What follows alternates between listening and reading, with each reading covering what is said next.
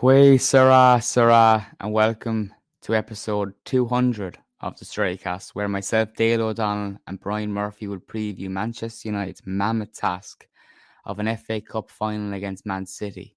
The Reds go to Wembley after beating Brighton 2-0 in the last game of the season to finish 8th. The 99 documentary is released, and there's some juicy questions in the listeners' roundup. That and more coming up on episode 200 of the Strikecast.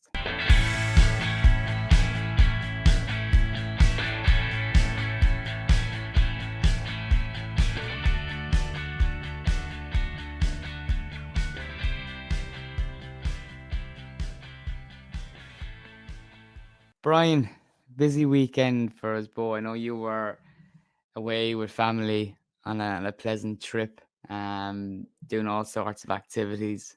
I myself, I was sat back unwell, but I was watching the 99 documentary, which is released on Amazon. Just quickly, I want to talk about documentaries on United. There's so many of them seem to come out and popping up nearly every year. There's one on Beckham that hit Netflix that everyone, not even football fans, interested. But what are your thoughts on them? I know you haven't seen the 99 one just yet, but I do really recommend it. It's fantastic. I suppose my usual watching on Netflix or whatever platform I'm using, I'm kind of against documentaries because it's the most popular show type that comes out at the moment, especially with COVID. They're really focused on documentaries because there was nothing else to watch or to produce. But I watched the Beckham one when it came out, thought it was really good. Thought they possibly left a few bits and pieces out of it that they could have included and might have sidestepped a few bits and bobs. Obviously, they're not going to have Rebecca Luce come on and give her side of the story in the documentary, but it was good. It was enjoyable. I like any kind of content I can watch on United that way, especially stuff that you might see a few bits and pieces you haven't seen before. The 99 documentary, I haven't got around to watching it yet, but I did see Andy Mitten saying that there was footage in it that even he hadn't seen before. So they must have delved deep into the archives and to fans' content and media that they had themselves. Funnily enough, talking about documentaries, Liverpool were filming a documentary, I believe, all this season, and it just so happened that the golf society that I play in is ran by a guy who owns a local bar. Now, in fairness, it's the finest bar locally. It's a cracker, but he's a very, very vocal Liverpool fan, and obviously myself and himself would clash regularly in our opinions and give each other a bit of a ribbon. But to be fair, over the years, we've always had the conversation saying, look, it's always good-natured banter, and we'll try to get each other to bite, but at the back of it, we can take it because we're both decent football fans. But I funnily timed a lovely message in the Golf Society WhatsApp recently, just after Liverpool might have done something a little bit silly and fucked up their chances of success this season as Klopp was leaving. I just asked straight out. I said, is the Liverpool documentary going to be shown on the big screen and all the TVs out the back of the bar at any stage in the summer? Have we got a date for it yet?" Which we've been kicked out of the WhatsApp group, fucked out of the Golf Society, and your man, I think he might have barred me, I'm not sure, but I did stick my head in the other day to check was I allowed in, and I got a semi-warm welcome. So documentaries can be dangerous. They can reduce your golf playing for the summer, but it is what it is. That 99 one looks a belter, and great to see so many faces turn up to the opening of it, although there was quite a few notable absentees. You want to be careful you don't end up getting a dodgy pint in there. It would be his comeback, I'm sure, just to fuck me up with a dodgy pint of Guinness and send me sick for a couple of days. Yeah. There was one of my favorite snippets from the 99 documentary. I think I can talk about it briefly because I'm not going to give away too much. You all know what happened in the end. But it was a snippet that was taken in Barcelona. 3 fans out late the night before after enjoying a few drinks, and they were speaking about the players at this time. What are they up to? And he goes, no harm with the 2 Nevilles, they're definitely in bed. Named 1 or 2 others, and one of the other guys kind of chipped in and said, Yorkie and Cole, I bet they're in bed. And the other fella said, yeah, I bet that's the problem. It was just a classic moment that I thought was perfectly added to it. There was some good moments. You heard more from Yorkie than you would imagine. And he was good on camera.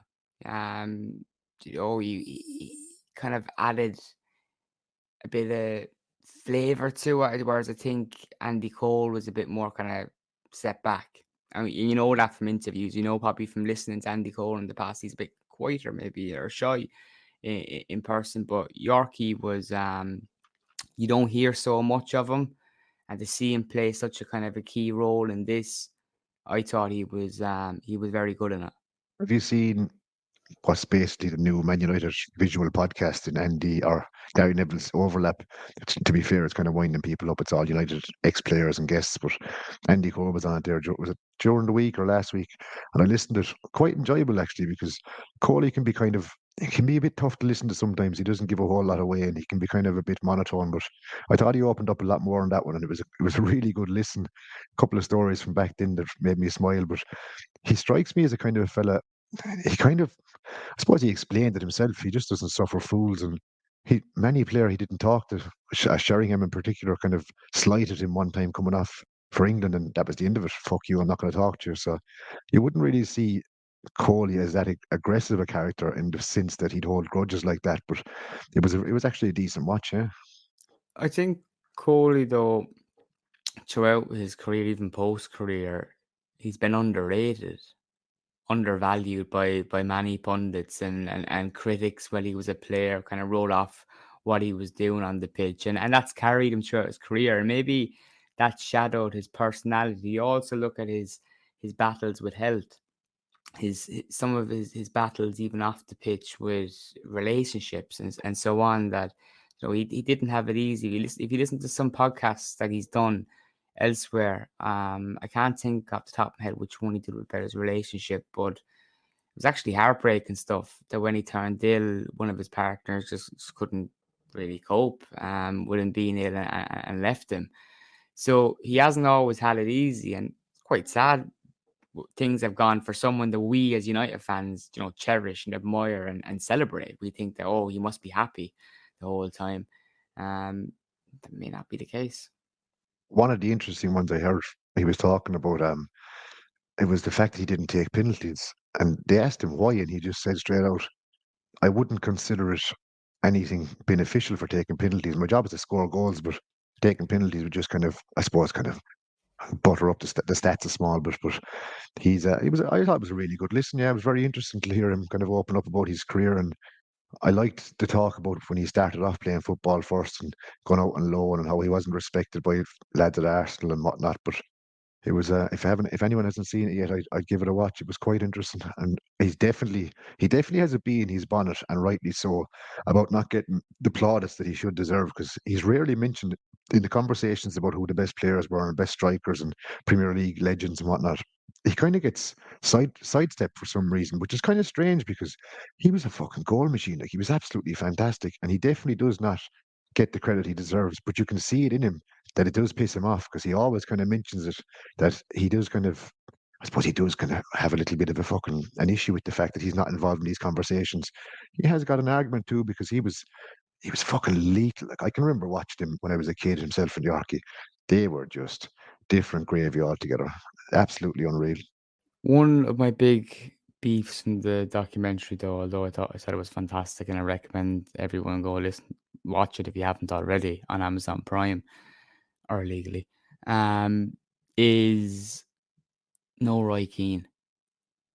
And we obviously don't know, nothing has been confirmed why that's been the case. There's obviously, word on the grapevine that one of Keane or Ferguson wouldn't agree to do one if the other one did it. Now, when I heard that, it was kind of predictable that that would echo into the media. But all of the interviews done throughout this documentary are done in different rooms. They're all done maybe in different countries. Amazon have gone out of their way to travel further afield to conduct this documentary. Why couldn't Keane have sat in his home, done a documentary 1,000 miles away from Sir Alex Ferguson? I just think that is a bit petty, and it's a shame that two people that mean so much to this football club, and I know it fucking might cause a bit of a civil war amongst people, what side you're on and who's who you kind of prefer or whatever, but it doesn't come down to that. They're two icons of the club. It's a shame that we've seen so many players fall out in the past. They just can't seem to make up, and it remains to be seen if they ever will, Brian. It's, I suppose it's one of the sadder tales of the history of United in the modern era. The Keane and Ferguson fallout. It really is horrible to see because you've got Roy Keane, who's up there himself and Robson kind of vying for that spot of who was the greatest captain in the modern times for United, which you can argue both sides of the coin. Like, as I grew up, obviously being an Irish fella, Keane was a hero. Like, he was an absolute hero, and you knew that if you saw Roy Keane's name starting that starting 11, he was going to drive them on. He was going to be just 100% effort, 100% of the time. The fact himself and Ferguson fell out, and I know it's been kind of made into this public, almost a joke at this stage that people kind of laugh about it and make kind of fun, make amusement out of the fact they don't speak. It is sad, like, because they went through wars together. They achieved so much together on the same on the same side. Keano fighting for Ferguson, Ferguson trusting Keano and giving him the responsibility, and like it's sad. It's sad to see it, and that's exactly why he's not involved because obviously there's a bit of a bit of animosity between them. I saw a thing during the week. Sorry, yesterday. He was taking the piss out of one of the. I can't remember who it was. One of the lads in the overlap, or one of the lads he was with, in some kind of punditry about calling their old managers. Oh, it was Gary Neville calling their old managers boss or gaffer in reference to Ferguson, and he was like, why? Like, it's embarrassing. And Neville said, I still call my teacher from school Mr. whatever. And he was like, yeah, well, that's a teacher. This is different. Why are you calling them all boss? Do you know, it kind of just, it's sour grapes on Keano's side of things. And obviously himself and Ferguson had quite a big fallout and they didn't end in the best of terms. But wouldn't it be lovely if the two of them could one day just put their arguments aside, just fucking get over it, get on with each other, just come out and just be fucking friends, I suppose, or be amicable to each other at the least of it. So when issues like this come up, or when things come up like this, like documentaries, they can actually take part in it, and it's not going to be a sideshow. I think Disappointingly, I think both of them should be able to appreciate and accept that they would not have reached the highest moments of their career without one another. very fair point. Yeah, very very fair point. He needed No, Ferguson, because Keane Ferguson was needed Keane. known as being the manager on the pitch, and Keane could rely on Yeah, it. And correct. Keane kind of throws the insult to Ferguson. I think it's petty and downplays the greatness of Ferguson, but says that he had the best players to go get him all that success and so on. But I think we're getting that documentary reflecting back on what it shows is the heartbreak United suffered in Europe and those great players. There was a lot more to football and getting things right against these great Barcelona teams and Bayern Munich teams that were in Europe competing at the time. But look, we could spend the evening talking about Ferguson and Keane and their feud, which will probably sadly be everlasting. But hopefully, one day, fingers crossed, these two greats and icons of the club can shake hands and enjoy a glass of wine, maybe even on an episode of The Overlap. That'd be great for Gary Neville. He'd really cash in on that, wouldn't he? Rival fans would fucking spit feathers if there was if the likes of Ferguson came on because they're already slating the shit out of him for it being like a Man United style program. Which, to be fair, he's really leaning on. I'm sorry. The Liverpool fans, like people then that paid the Sky Sports subscription to listen to Gary Neville make it like Liverpool fucking fan TV. Which he does every time he's commentating on a Liverpool game, which makes me Yeah, vomit. they can't have it fucking both ways. Yeah, I don't disagree with you at all. But he is, in fairness, he is very heavily leaning on his contacts from his own time playing football for that overlap thing. Obviously, for the likes of us, it's great because we get to hear stuff we want to hear. But I don't want to hear fucking Robbie Fowler or fucking Gary McAllister. I'd But the much new, prefer to hear our own yeah, plus. but the neutral Premier League watchers, the Sky Sports subscriber that's tuning into that, didn't they want to listen to former United Premier League winners or Peter Lim? We're talking about I Gary think Neville's contacts. I think people who subscribe to Sky want to listen to that fucking prick flex. I love getting a mention in for him. Any given opportunity. Right, moving on to the main topic of episode 200 of the Stretty cast. It is the FA Cup final against Manchester City. Like I said in the introduction, Brian, it's a mammoth task for this Manchester United team that's Underperformed all season, very disappointing campaign, league finish 8, failure in Europe, unable to re-achieve Carabao Cup glory, but a chance to rectify what happened in the FA Cup final last season against our rivals. It's an unlikely one. City are favourites, but United need to at least show the right mentality, because that's what's being briefed by the media that Inuos want to see from United on Saturday. You know, in the lead up to any cup final, you kind of go through these stages. I go through these stages where initially we're playing City and it's like, we're bollocks. They're fucking brilliant. They're a great team. We're playing shit. We're fucked. And again, as always happens coming up to these bigger games, the closer we get to the game, that stupid, innocent optimism starts to kick in, and you just start thinking, I wonder what if we did this and what if we did that. If we can survive 12 seconds, it's an improvement on the last one, which was a fucking disaster. I actually, again, I fancied us in that last final, and at that 12-second goal, it just fucking ruined us straight away. It just took us a step back. But it's, I suppose, coming into this one, there's a lot of odds stacked against us. City heavy favourites, fair enough. Then you've got this fucking leak or story coming a couple of days before it that Ten Hag is gone, regardless what happens. That's a fucking nightmare for the dressing room, and obviously for him professionally, for trying to get the respect and these players in the dressing room looking at him going, well, you're obviously fucked regardless. So it's horrible. It's a horrible way to start the lead up into this. But we have a couple of players coming back, which is a big boost. Again, does this relate back to Wayne Rooney's comments recently about players minding themselves? For hard to tell.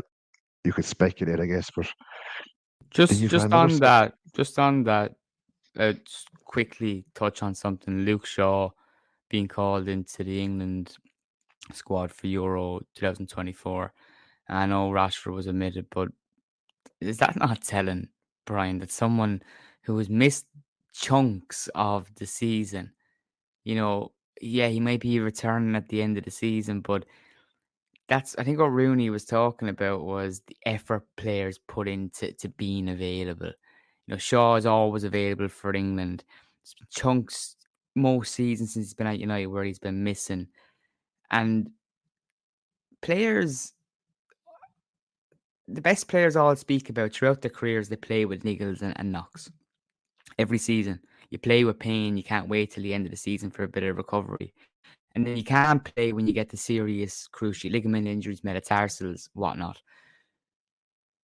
I know Shaw's had big injuries, but I think that's what Rooney's getting to. Is players just, are they willing to push that pain barrier a little bit? Story came out during the week. I don't know if you saw it about Johnny Evans, that he's basically played the entire fucking season carrying a knock, and he's played now 29 games, but willing to put his body on the line and willing to go through the pain just to play for the club. Now, obviously, look, Johnny Evans came into the squad kind of out of nowhere and almost by accident, so he's blessed to be there. But he's taken every advantage and every chance he can to play. And you can't but respect the fella putting his body on the line. If he is carrying a knock and putting himself out there, fair play to him. But that Wayne Rooney comment, or that Wayne Rooney little fucking hypothetical situation, there's an awful lot of things happening in the last couple of days that are very, very much following the script of what he was talking about. It's like I said it when the comment came out. I wasn't sure about it, but it's like, I'm not saying he's wrong. Credible sources at United, undoubtedly, but it's like a bad fart. It's just lingering, because in the lead up to the FA Cup final, you're seeing three players returning to injury. Anthony Martial, cough, cough, who's been a sick note all season, but you know, the opportunity of one last appearance at Wembley. Sure, why not? We can do it before we crack on and go on holidays in the summer, before we become a free agent and fuck off to Saudi.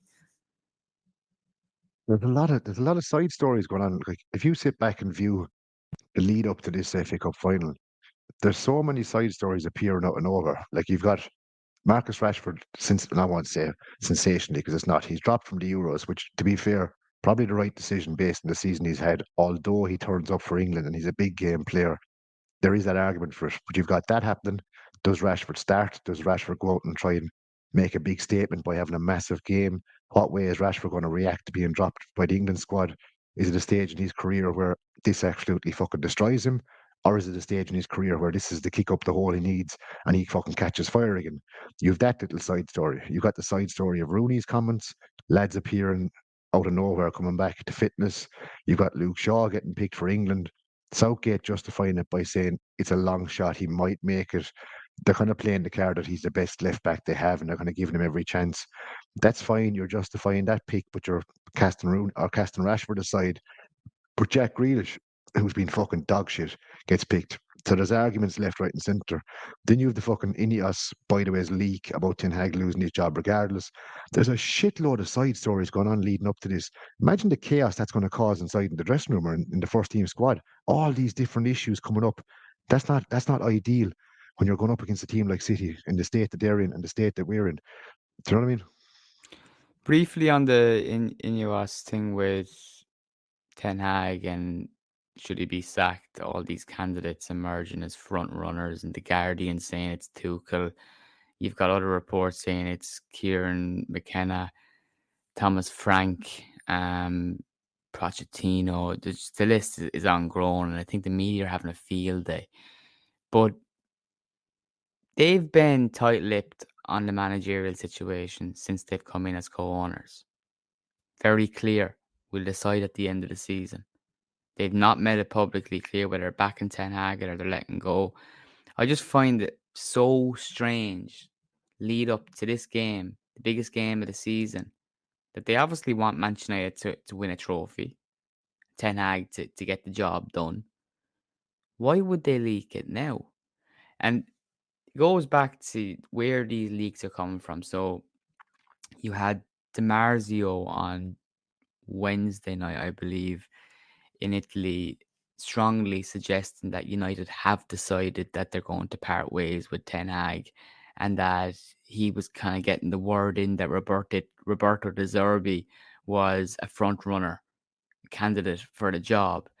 I think what you're seeing is these managers that are now looking for work, looking for the biggest job in football, are aggressively getting their agencies to try and land them that job by maybe putting their hand in the ring and going to the biggest outlets with a big story.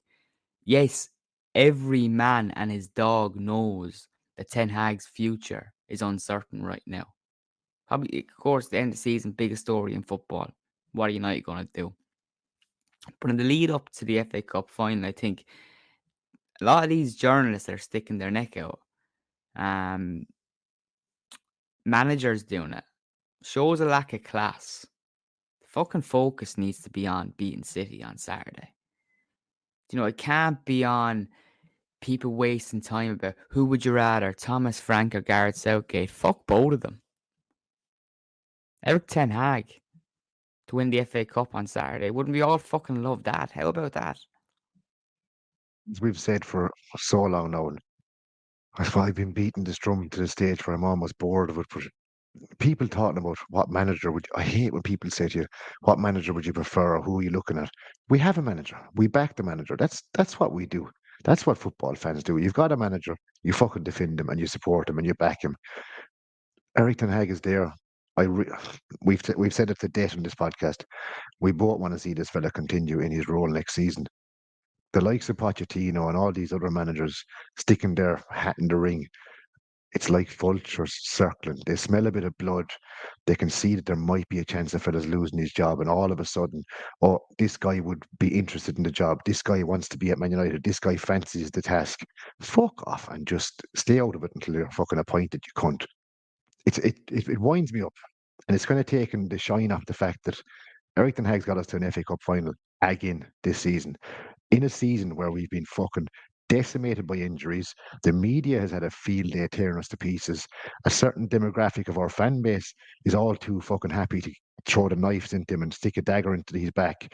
He's been fighting with an arm behind his back all season. Still managed to get us to an FA Cup final. That's no small achievement. Like, that's getting an FA Cup final is a decent thing to do any season you can get into it. There's just so much fucking side circus going on in the background, which is taking the glint off the fact that I honestly believe, and this is going to sound so stupid after they stuff us, but I honestly believe we're going to beat them. And You can call it rose tinted glasses, ludicrousness, fucking blind optimism, whatever you want to call it. I genuinely believe we're going to beat them on Saturday. Call it what you want. Well, that would be quite something. City have won both Premier League meetings against us this season, beating us 3-0 at Old Trafford and 3-1 at the Etihad. The last time they beaten us three times in the same season was in 1969-70. That's some time ago. I hope you're right. I'm not sure where I'm feeling on it because I found it hard just yet to get into the buzz of being in an FA Cup final. Possibly because I won't be at the final this year. Haven't been feeling well lately. And gonna wait to get back to going to games the next season. And I still hope obviously that we come out on top. I don't think it would salvage our season, but I think it will go a long way into giving fans a memory that they deserve after a very, very tough campaign. The players owe it to the fans. And just talking about that and the performance, I know you want to say something. We go on to the performance and what we expect on Saturday shortly, but what did you want to touch on there, Brian? Life has these funny moments where the script can get torn up, and all of a sudden things can be completely obscurely, outrageously wrong according to form and fact and what should happen. Take, for example, our shit season. We've been fucking brutal. Then you've got Jurgen Klopp's Liverpool. They're coming to play us a couple of times, and it's set in stone. They're going to beat the shit out of us, and they're going to go on and win the treble, and they're going to do this, and they're going to do that. And it's just Manchester United's way when we shit on their parade, knocked them out of the FA Cup, and we just happened to send Klopp on a downward spiral. And we really affected him, which we had no right to do because we weren't at that level by any means, and we did it out of nowhere. Would it not? I'll pose a question. Would it not just be typical Manchester United? 3 days or a couple of days before the final, Eric Ten Hag's job is gone. There's all these sideshow circus stories, and all of a sudden, the manager who's about to lose his job topples City in the FA Cup final with Marcus Rashford, who's after being dropped from the Euro squad from England, scoring the winner. It's one of those fucking weird things that the universe throws up, and I'm hoping that this is one of those days. But it would just be so United to do something like that against all the odds. Dare I say, it's not crazy because we know we're capable of it, even after the season that we've had. Because I know the players returning and having all the minutes, but we know United on their day, things like that are possible. We know it's possible with Ten Hag. He's proven it as United manager, not just Ajax manager, which people are very quick to forget after the season we've had. That he had a very, very good first season at United. So it's not beyond us, Brian. But in terms of the performance on Saturday against the Premier League champions, 4 time consecutively, the cheating bastards, what can we expect from Ten Hag's United? Because the new co-owners are going to be looking at this closely and players' mentality and what they're putting in. Because at times this season, for a lot of it, it hasn't been good enough, and fans like yourself on the terraces have seen that up close. I think if we're pragmatic about how the performance is going to go, and if we sit back for a second and lose the kind of the luster of we're going to go out and smash them, I think it's going to be a very, very, or it has to be a very disciplined performance. They've got to go out and nullify City coming at us straight away. They've got to be ultra focused for the entire game. You've got to know and expect that their City are going to have the lion's share of the ball, and they're going to come at us time and again, back to the wall, focused, driven, disciplined performance. And without that, we're fucked. If we can do that, and if we can keep them at bay, definitely until half time, it's the cup. You never know what happens. All of a sudden, we're playing on the counter attack. Like you can see it. You can see it written in the stars. You're sitting back like we played them the last time. The last time we played them, we actually played very well. considering what everyone expected, in that kind of a disciplined process until when things went a little bit wrong. And fine, granted, it didn't go the way we wanted. If we can do the very, well, not the very same, but if we can do a similar style of disciplined, focused style of football, accept the fact that they're going to come at us, accept the fact we're going to have to defend like fucking dogs, but accept the fact that we will get chances because when they come at us, they're open at the back and we have players with pace and enough ability and creativity that there will be chances for us. If we can take them, you just never know what happens. But it has to be literally playing on the counter. It has to be soak up the pressure and it has to be backs to the wall, us against the world. I can't see any other way. Eric Ten Hag confirmed at his press conference on Thursday afternoon that Harry Maguire is definitely ruled out of the game. Victor Lindelof returned to first team training during the week. We obviously had the return of Lisandro Martinez in recent weeks. Johnny Evans has been playing through knocks throughout the campaign and he'll be available. Casemiro, we shouldn't see him at centre back on Saturday. What are you expecting to see as a partnership in the hard defence? Do you know, it's funny because if you went back 12 months ago, Harry Maguire's name was dirt. It was get him out of the club, and it was he's going here and he's going there, and he's the worst defender of all times. 12 months fast forward, Harry Maguire's ruled out of the final, and you're actually a little bit gutted because I think Maguire and Martinez would have done very well together in this final. Maguire hasn't embarrassed himself at any stage this season in a team that's shipping goals. He's been solid. He's a lot. Lindelof, oh Jesus, Lindelof starts that game, I'll fucking vomit. He can't be near that side. What's our options? Martinez, Lindelof, Johnny Evans, Varane. is Camboy. Yeah, the swan song of Varane, maybe Varane and Martinez one last time. Yeah, I can see the romance behind it. I can also see it going tits up. But if Varane is fit, look, yeah, if Varane is fit, he probably starts with Martinez if Maguire's out. That's you can't start Victor Lindelof. He's going around posing in fucking sparkly dresses and fucking leather pants. Get away with that fella, you mad. You know, it's not the first time that Manchester United fans would echo your sentiments on Maguire missing a final for Manchester United. Yeah, fair Europa enough. League, Europa League. So 100%. Yeah. you know, we've missed him in big. And I'm not criticizing him here. I'm not saying he's missing big games because he's actually a player that, like we touched on with Johnny Evans, puts his body on the line. I don't think that he's not pushing himself to make this final. I think he'll be doing everything he can in the remaining days to make it in that match day squad at Wembley. I have no doubt about that. He said it on Wednesday in his interview with Talksport that he was touch and go. But you know, I honestly think that Maguire, if he can make it, he will be there and try and change what Ten Hag said in his press conference. But yeah, no, in midfield, Brian, there's a few kind of options Ten Hag can go with. I'm not sure we'll see Mason Mount running from the start. Hasn't really done anything in his first campaign to warrant a start at Wembley in the FA Cup final. What would you be going with your three? Before we go to midfield, are we going to see players player of the season, Diogo Dalot play left back with Wan-Bissaka right back? Is that the only option we have? Well, yeah, I think so. You're not expecting Luke Shaw to push himself, are you? We just magically reappear if he's ready for the Euros. He might just be ready for the FA No, Cup final. England, What? England. He's a high list of priorities this summer, Brian, and that involves going to Germany by the sounds of it. We'll ask Wayne Rooney for his thoughts on that one. Right, we'll say Dalot left back, Wan-Bissaka right back. We're going to go Martinez for in the middle. Midfield. The midfield throws up another very, very amusing conversation because up to about 2 weeks ago, Safyan Amrabat was the worst loan signing we've ever had, which I include Wout Weghorst in that, which is amusing also. All of a sudden, he has two half-decent games.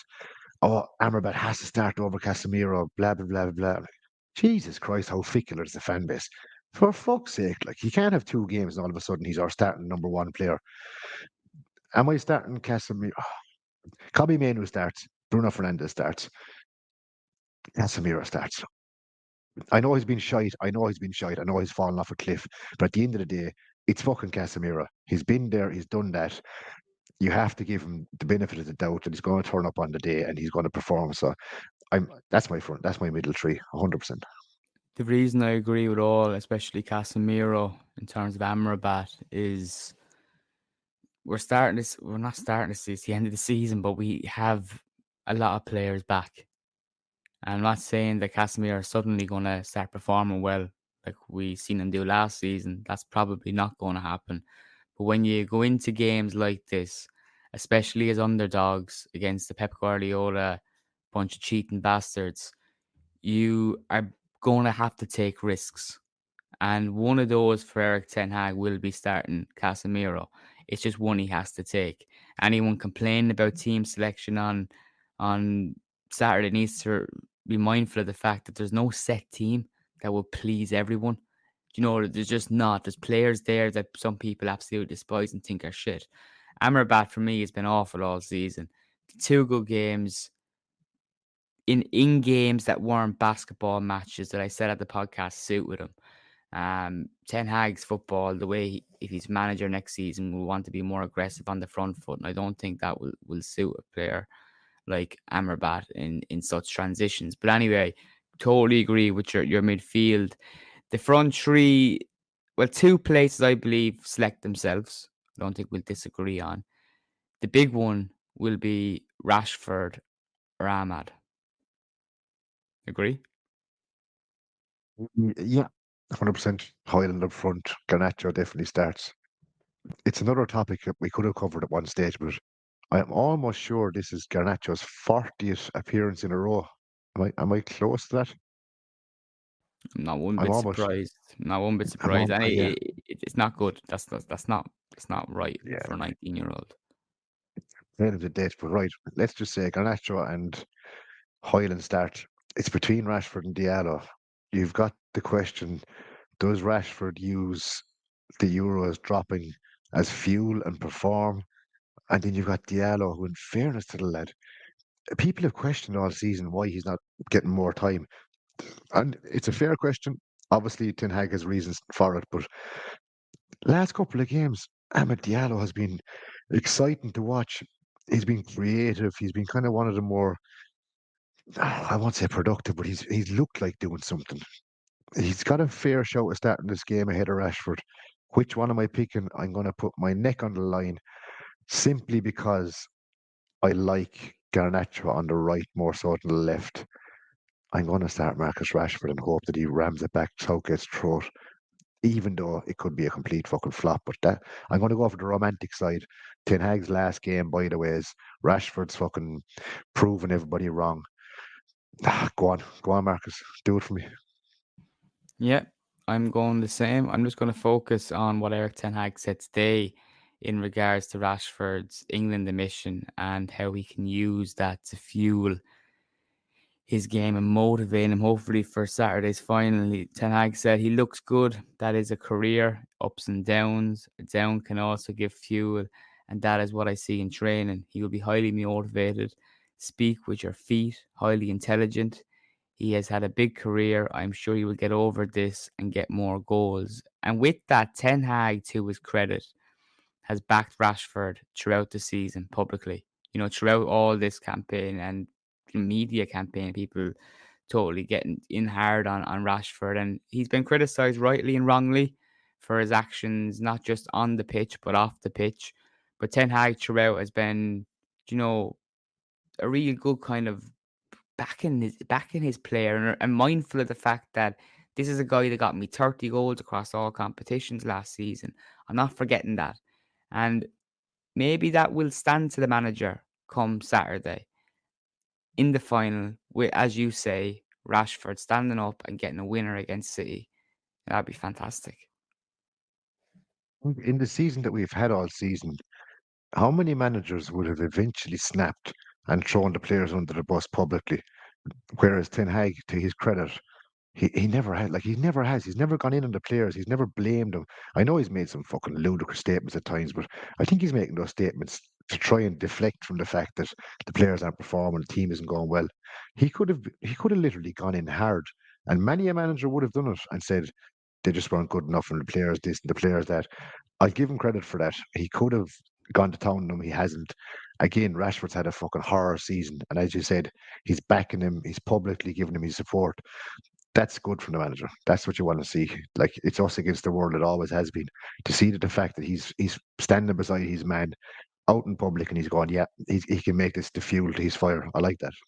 I think just what we're asking for is Rashford to on Saturday finally give something back, because it's been Ten Hag, pushing the boat out and backing his player all season. I'm not saying Rashford isn't doing anything, but his demeanor on the pitch hasn't been good. We've seen it again. It's been bad. There's definitely problems. There's the changing of a PR advisor, moving to Caroline McIntyre, who I spoke to you about a few months ago, and quite an interesting character in the cesspit of media outlets going at Ten Hag. You know, she's a character that could be playing a big hand in that. But anyway, hopefully Rashford's not involved. Hopefully on Saturday he repays the manager. We're not going to get into the bullshit of scoreline predictions because we just don't have a fucking clue how it's going to go. We're going to hope for a win. And then we're going to jump into some listener questions. But before we do that, is there anything you want to touch on about the game at Wembley on Saturday? Suppose, look, it's just one of those games where we're not expected to get anything out of it. We're total outsiders. City are staunch favourites, rightfully so. They've been fantastic, although they've cheated the fuck out of Everton. I just think it's going to be one of those games. I think we're going to turn up and almost like Mourinho shithouse a win. It's kind of what we have to do. We just have to shithouse it. Hope we can defend like dogs.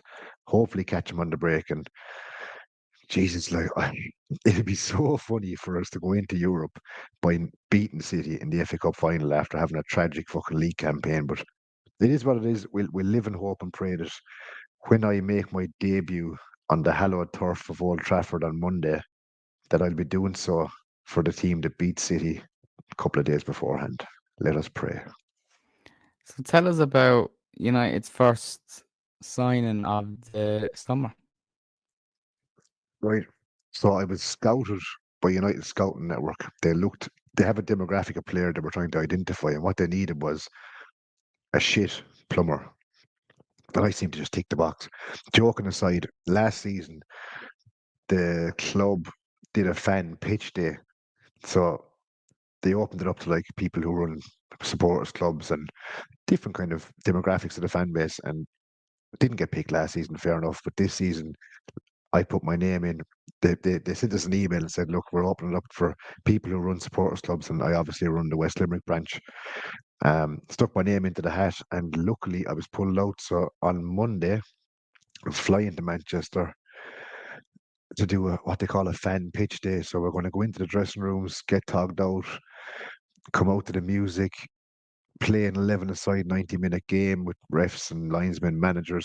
Come in afterwards into the Trafford suite, I think it is, grub afterwards, couple of drinks, just get one of those full experiences. And to be fair, Dale, this is like, it's going to sound cringy, but like this is one of those things that you dream of, gracing the turf of Old Trafford. Absolutely, but what some questions? What position are you playing? Do you know anything like that? See, they asked you to specify your preferred position, The and holy goalie. when I was growing up as a young lad, I was a very, very good striker. As I got older and the body started to give me jip, I ended up in goals. So I said anywhere in the front three or in goals. They sent us an email today saying your position will be confirmed on the day. Do I pack me fucking goalie gloves or not? I think I'll have to, sir. I'm either going to be the fellow who ruins someone's dream of scoring in Old Trafford, or I'll be making the dream of myself of scoring in Old Trafford. So we'll see how it goes. But I'm really looking forward to it. Be class. Yeah, fucking. It's every United fan's dream to play at Old Trafford. No, I can't wait. I can't wait. So Andre Onana moment, is that like good distribution, or is it a howler? I What's think your I'm more of Andre a mess. moment? What's your Andre Onana moment? Is that running out and clotheslining someone?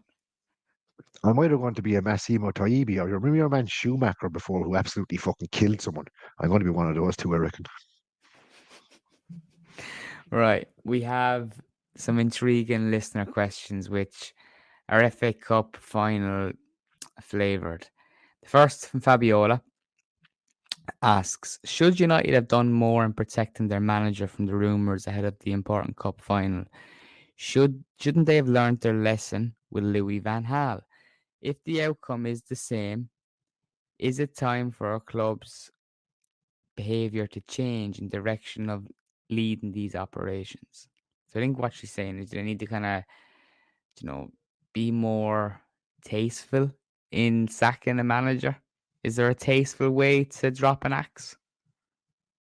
And the Louis van Gaal departure was definitely far from tasteful. So I suppose, look, if you're looking at it from the fact that the club, what we would like from the club is to come out and say, we're backing him, he's the gaffer. But if they're not sure, they can't do that. And they can't also come out with 6 or 8 or 10 games left in the season and saying, nah, we're not going to back him, he's fucked either way. They can't publicly say that. So I think the fact that they're not publicly backing him is either the style of play they're going to go forward with and how they behave towards his decisions, or it's the fact that his future genuinely is up in the air. So it's it's a tough one. If they don't back him publicly, you'd question what's going to happen for him and you'd worry for him. But I'd like to have seen him back publicly, but I think it raises too many questions. The fact they don't. Do you remember on the podcast some months ago when Sir Jim Radcliffe initially arrived, and I kind of raised the alarm bell when Sean was in the podcast too about how the uncertainty and around their public backing with Ten Hag would only lead to this kind of speculation, constant, and it's not going to be good. It's not going to be good for the dressing room. Then you've got hacks then looking for these stories of unrest with the manager, who's unhappy.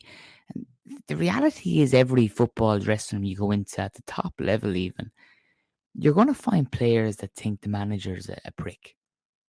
Go Sunday League, you find the manager thinks a player that thinks that manager's an awful dickhead. It's everywhere. Big dressing rooms. You'd find it if you want it. And I think the lack of public backing opened the door to that. And I think you're right.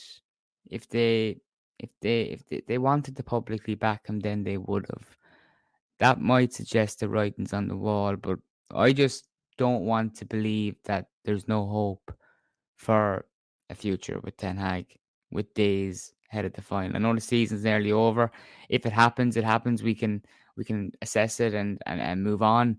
But it's just hard to take that in the days of a final, this is being speculated. And I think that's what Fabiola's touching on. It's not good taste. That the man deserves more respect as United manager, leading into his second consecutive FA Cup final, hoping to win his first. Bit of respect. I think that's what people are asking for. And it's an unnecessary sideshow.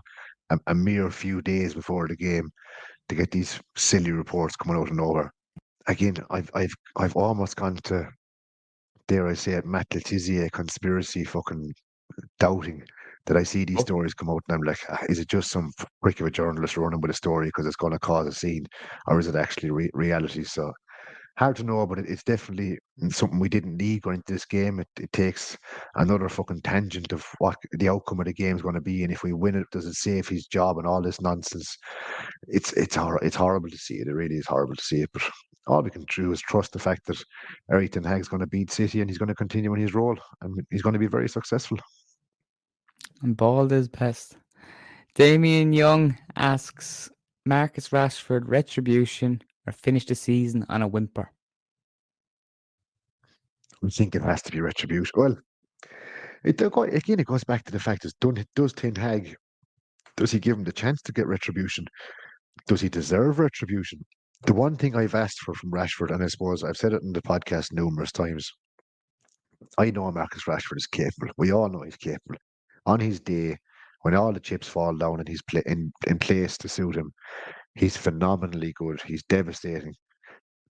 I accept the fact his form was lost this season, but all I've ever asked for this season was just to visibly see that he really gives a shit, that he's fucking trying his hardest and he's doing all he can, giving his best. That was my most disappointing thing with Marcus Rashford. The fact that I've seen this season, I actually tweeted about a few weeks back. It pisses me off that I doubt Marcus Rashford. It pisses me off that when I look at him, I don't see a fella who's who wants to be there 100%, who's giving his bollocks every game he plays. That annoys me that I'm doubting him that much because I know it must be inside him. Look, call a spade a spade. He can't just decide that he doesn't give a shit anymore. But visibly, it's tough to see him appear on the surface like he doesn't give a shit. So all I want to see Saturday, if he does start Saturday, I want to see him give absolutely everything. I want to finish the game and go, do you know what? He put in a shift there. Whatever the result may be, he has to try and get the fans back on side because people doubting him, even his most staunch supporters, it's not good for him. It's not good for his place in the club. And he needs to start getting a bit more positivity coming in and stop releasing statements out of nowhere saying, doubt me, good, and then not following it up. Fuck's sake, Marcus, you can't be doing these things after playing shite for ages. You do that after fucking scoring 6 and 6, and then you can put the chest out and say, fuck you if you're doubting me. Don't be releasing these silly things. That McAteer one, she needs a fucking chat, that McAteer one, coming in to try and solve it all and change the public perception and whatnot. Caroline McAteer, if I was you, I'd be fucking concerned because you should be outside job centre next week going, I fucked up. I have to get in the P45. I didn't help him by any means, and I need to get out with the club. Sadly, McIntyre is a powerful figure working with the likes of Beckham, Ronaldo, I think Varane as well, and co. So United are dealing with something there. I can't say on the podcast quite what I want to say, but it's quite descriptive. Next Slippery question. snake. Snake, yes. Matt Henderson asks, how upsetting is it to know that even though we're probably not beating City, the fact that there's slight chance we'll beat them, that gives us a glimmer of hope. I think we've covered this in the podcast, or at least I've covered my feelings on it for sure. That yes, we're up against it. Yes, the odds are stacked against us. I just think it's going to be typical United to turn up on the day, two fingers to the world. No one expected us to do it. Wham bam, thank you, ma'am. Stick your 115 charges up your ass. We're off to the Europa League. Away you go. Perfectly said. Naughty Phil with a interesting one. How much will you sexually abuse yourself with a last minute winner from United? Will I be the first person ever caught on camera naked helicoptering his penis in the face of the opposition manager while teabagging Pep Guardiola just afterwards? Yes, that's what'll happen, Phil. And I'll take full responsibility. I know I'll go to jail for it for a couple of days. I'll probably be a disgrace to my family. Will it be worth it? You can be fucking sure it will. That's your answer to fan cameras during games. Quick content. Fucking- Don't mention them bastards on the podcast right towards the end after I've had about Well, I seven guarantee cans. you, there's Don't get people me, out don't there get that me would started. rather watch you swinging it around the place than rather watch Flex talk shite about United. I'd rather watch you cut your lawn than watch any one of those cunts on a watch along thing. Any single one of them. And by the Some way, another some job f- catching me cut my fucking lawn. yeah, lazy hole. Just in case I forget to get this into the podcast, Samuel Luckhurst, you gollum headed fucker, you got me banned off Twitter for 7 days for grassing me up. I know I gave you a bit of shit last week. Either you're listening to the podcast or you're keeping an eye on the tweets. Fight me outside the Arndale Centre in a wife beater, man to man, fair play, no backups. You got me shitted on for 7 days on Twitter, you scumbag. I hate you and I want to meet you in person and I want to go one on one. Fuck you, Luckhurst. Diggs fired. Garcia asks finally, will many of this squad be playing their last game on Saturday? Brian, before we wrap it up. Fantastic question because if we were to do a squad analysis, which I'm sure we will do, but if we were to do a squad analysis, the answer to keep or sell so many players in that squad could easily be sell. So, how many players are realistically going to make their last appearance for us? It's a hard question to answer because you could justify selling so many players that are going to start on Saturday. Even bigger names at this stage. Would you be willing to sacrifice them to make a statement of intent? Probably. If Varane starts his last game, I think Wan-Bissaka could be heading out the door. Casemiro is probably going to leave. After that, I probably don't see too many more leaving in the summer based on what's going to start. But would I sell probably 98% of the squad? 100% I would. 100% all day long. Going on the team we both agreed on.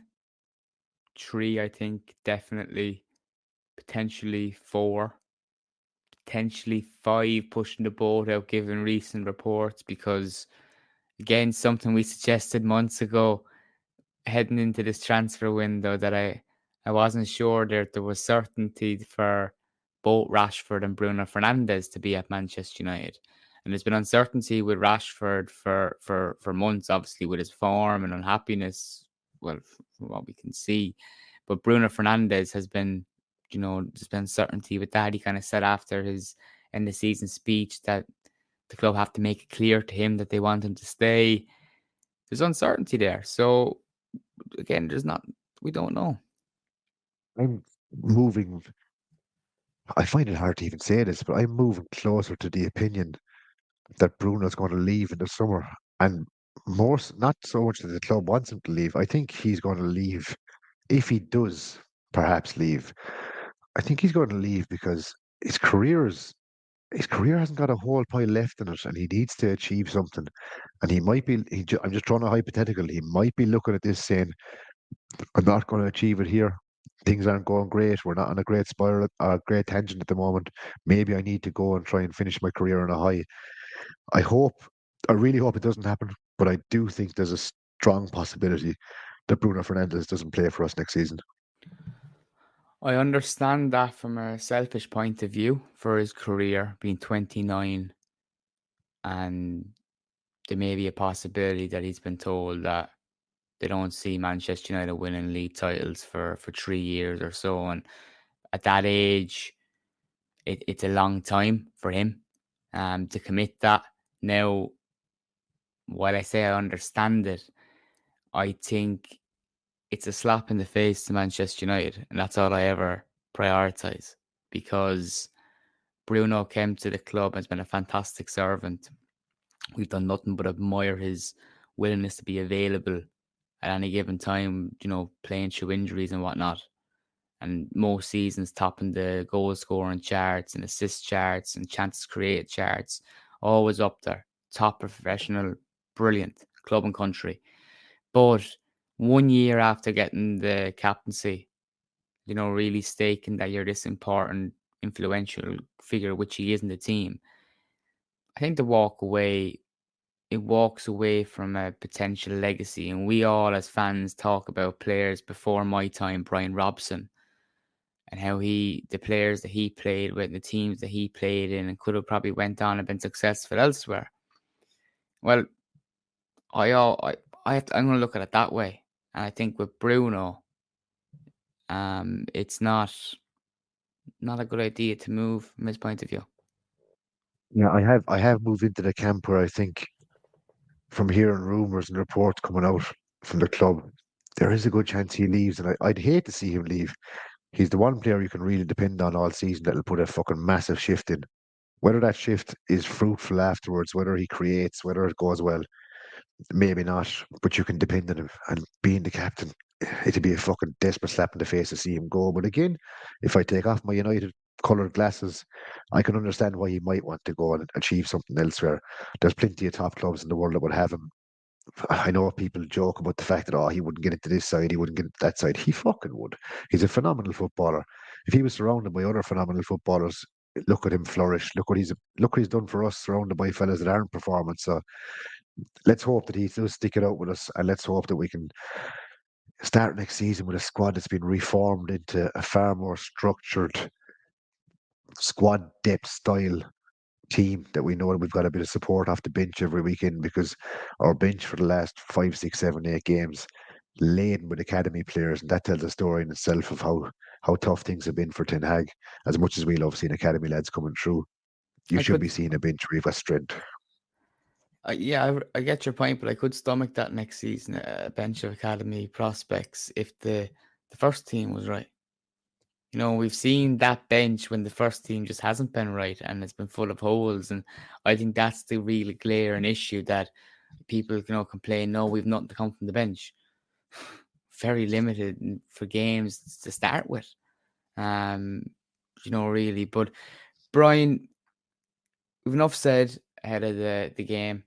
Thanks so much for joining me. Of course, listeners, Thanks again so much for your questions every week this season. We have more episodes coming after this one, of course, another few before we wrap it up for a few weeks. But make sure you subscribe to the Strettycast on all podcasting platforms, Apple Podcasts, Spotify. If you don't, Brian's going to give you a message shortly, a threat, what he's going to do to you if you don't fulfill that promise. Brian, how can people follow you on social media? With me on Twitter at DayTrippingRed. I won't be very vocal for the next 7 days because Luckhurst grassed me up, the bastard. If you don't subscribe to this podcast, I've made a few sick threats in the past, but if you don't subscribe to this podcast, I'm going to pop around your house, I'm going to stick headphones on your head, and I'm going to force you to listen to the B side of Spice Girl singles for 6 hours straight until you hit that subscribe button.